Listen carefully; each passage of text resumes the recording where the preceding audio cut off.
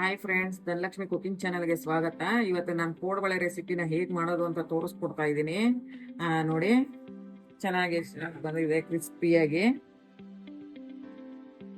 ವೀಕ್ಷಕರೇ, ಈಗ ಕೋಡ್ಬಳೆ ಮಾಡ್ಕೊಳ್ಳೋದಕ್ಕೆ ಫಸ್ಟ್ ಪುಡಿ ಮಾಡ್ಕೊಳ್ಳೋಣ. ಪುಡಿ ಮಾಡ್ಕೊಳ್ಳೋದಕ್ಕೆ ಮೊದಲು ಒಂದು ಅರ್ಧ ಕಪ್ ಅಷ್ಟು ಹುರ್ಗಡ್ಲೆನ ಹಾಕೊತಾ ಇದ್ದೀನಿ.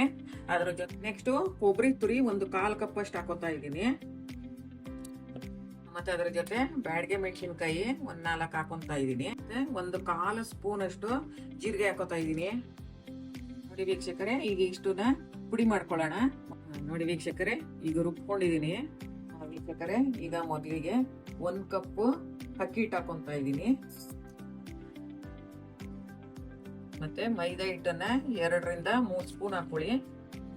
ಬೇಡ ಅನ್ಸೋರು 2 ಹಾಕೊಳ್ಳಿ, ಸ್ವಲ್ಪ ಪರವಾಗಿಲ್ಲ ಅನ್ನೋರು 3 ಸ್ಪೂನ್ ಹಾಕೊಳ್ಳಿ. ವೀಕ್ಷಕರೇ, ಮತ್ತೆ ಅರ್ಧ ಕಪ್ ಅಷ್ಟು ಚಿರೋಟಿ ರವೆ ಹಾಕೋತಾ ಇದ್ದೀನಿ. ಮತ್ತೆ ಪುಡಿ ಮಾಡ್ಕೊಂಡು ಇಟ್ಕೊಂಡಿರೋ ಅಂತ ಹಾಕೊಂತಾ ಇದ್ದೀನಿ. 1 ಸ್ಪೂನ್ ಅಷ್ಟು ಹಚ್ಚ ಖಾರದ ಪುಡಿ ಹಾಕೊಂತಾ ಇದ್ದೀನಿ. ನೀವು ಬೇಕಾದ್ರೆ 1 ಸ್ಪೂನ್ಗಿಂತ ಇನ್ನೂ ಸ್ವಲ್ಪ ಬೇಕಾದ್ರೂ ಹಾಕೋಬಹುದು. ನಾನು ಇಷ್ಟೇ ಹಾಕೊಂಡಿದ್ದೀನಿ. ಮತ್ತೆ ಅರ್ಧ ಸ್ಪೂನ್ ಅಷ್ಟು ಅರಿಶಿನ ಪುಡಿ ಹಾಕೊಂತಾ ಇದ್ದೀನಿ. ರುಚಿಗೆ ತಕ್ಕಷ್ಟು ಉಪ್ಪು ಹಾಕೋತಾ ಇದ್ದೀನಿ.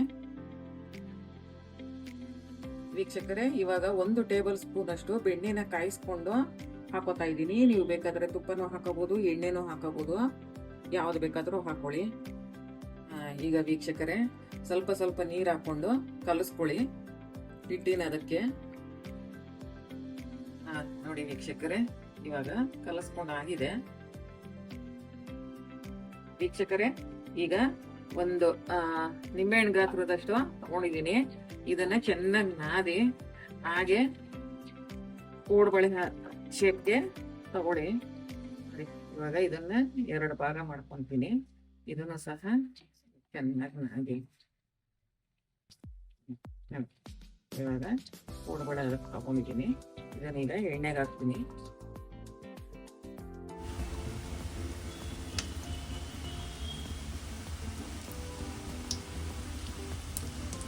ವೀಕ್ಷಕರೇ, ನೋಡಿ ಕೋಡ್ಬಳೆ ರೆಡಿ ಆಗಿದೆ.